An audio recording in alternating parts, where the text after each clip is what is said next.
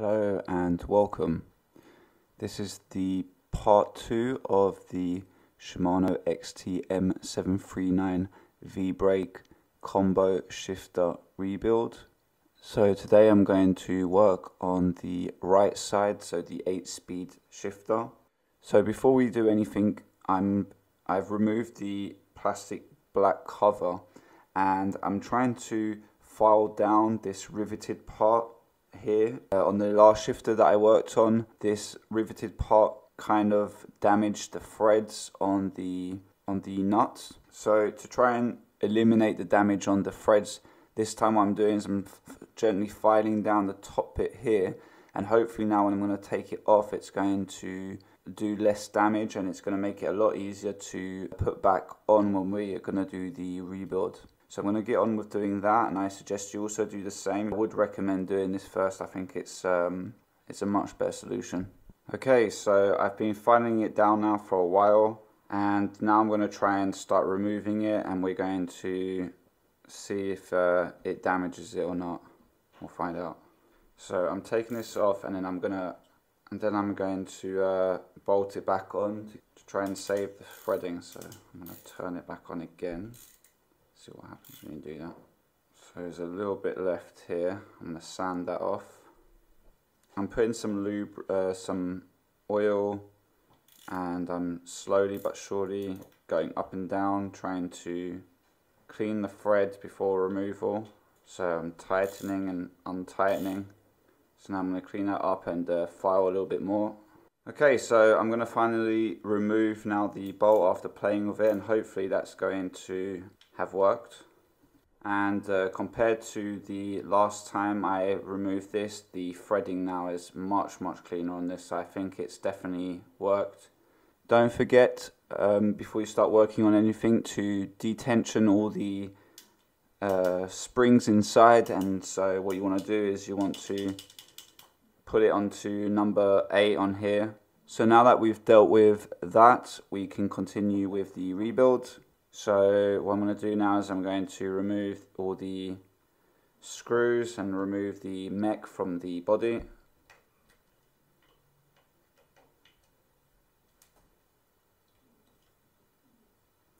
So take off the plastic covers. And we're now taking out the mech from the shifter. So I'm going to lift up that, take off this washer. Here we've got the first arm to take off, and to do that you'll need to lift up the pull at the back here, and once we've lifted it up we can now lift up the rest. So underneath here there's the spring, the other tip goes into that small hole. We're going to have the same issue here like the last time, taking off this bushing. It's slightly stuck, but I think this is going to be a lot easier than last time, so I'll be able to hopefully take that off now. Okay, so I've been filing down the tip here like gently to minimize the amount of damage, and hopefully now I can just pull this off. It's still kind of stuck, but yeah, here it comes, it's coming off. Oh, got it. Okay. For the next part, there's a tiny little clip here that we need to remove. We can now go ahead and lift up this plate. Okay, so now what we're going to do is we're going to remove these springs from those pulls on both sides. Put your finger underneath that spring to make sure you don't lose it when it might jump up everywhere. So that's one, and the other one. So now we can lift up this lever. Underneath it there's a small spacer.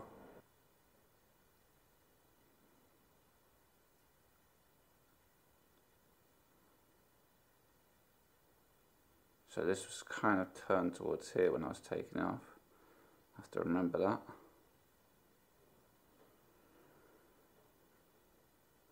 So lifting up the sprocket, I'm going to put this upside down to see where the other end of that spring went. Okay, so we're taking off the spring from the sprocket now.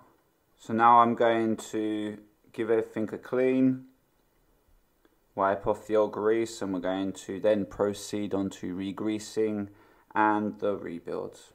And now we're going to work on the pull right here. As you can see, it's shifting pretty slowly, not terrible, but it definitely is worth cleaning. So I'm going to take off that clip right here, take off the pull itself, and there's a spring. Okay, so now I've given everything a clean. We're now going to move on to the greasing and then the rebuild. So we're going to put this pull back onto the lever. So I'm going to put the spring first. Once we do that, we're going to put the pull back on, and then we're going to put the clip, circlip.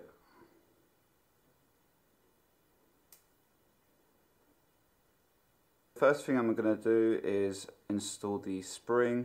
Now there's a hole right there that you can't quite see as there's grease, and I suggest you put grease as well. So I'm going to put the tip of the outer part of the spring into that hole. Now when you're placing this on top, make sure the spring's laying flat completely and not overlapping on anything, as you want this to be laying flat for later installation. We're going to put the sprocket, so we're going to put it on this side.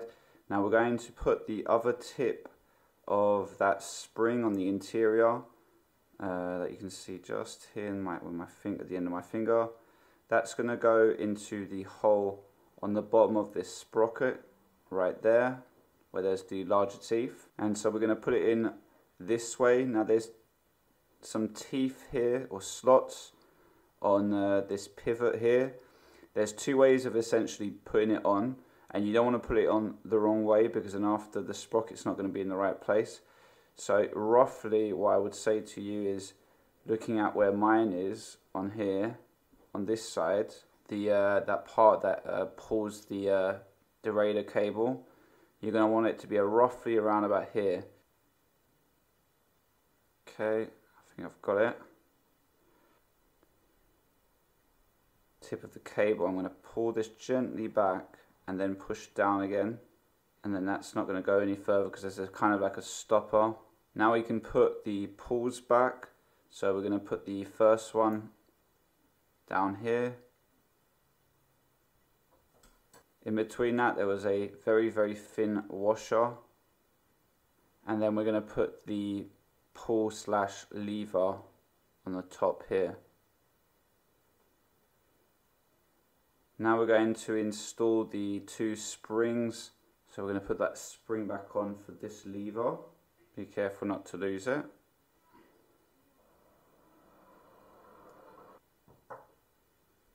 Okay, so once you've installed these springs, you can check if this is working by actually shifting the gear. So we're going to do this manually by turning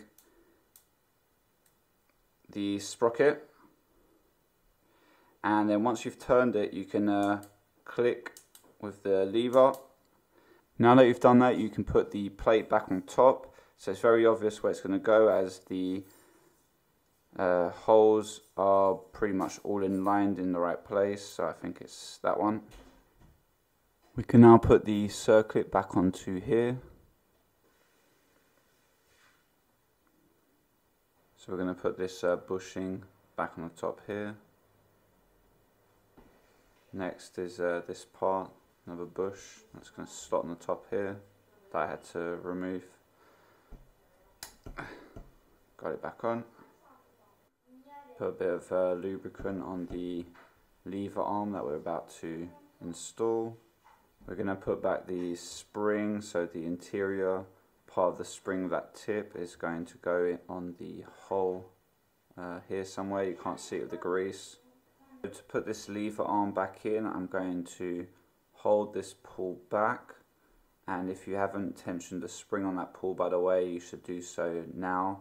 So I'm going to hold that back, and then I'm going to put this upside down and put it into the right place. So the pull is going to go into that gap that's here.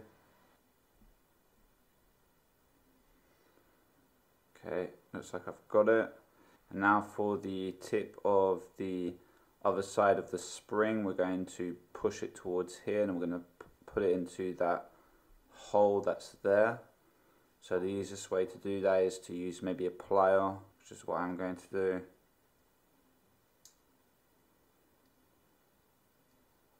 Push down. You can check everything's working. We can now put the spacer on the top here. And now finally we're going to have this bolt. Put a bit of thread lock on the top here. Now we're going to attempt to put this back on there.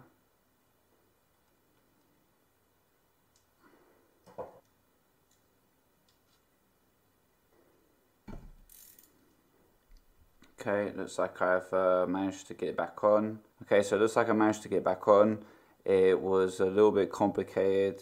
You really had to force a new thread on it again, even though I'd already done that quite a few times before.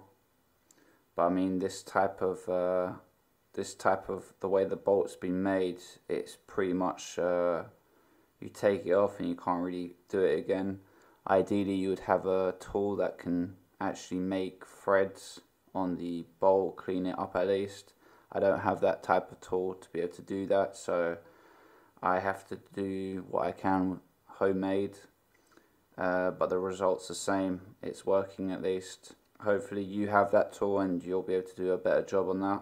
We're going to put the mechanism back onto the main body. Put the plastic covers back onto the mech.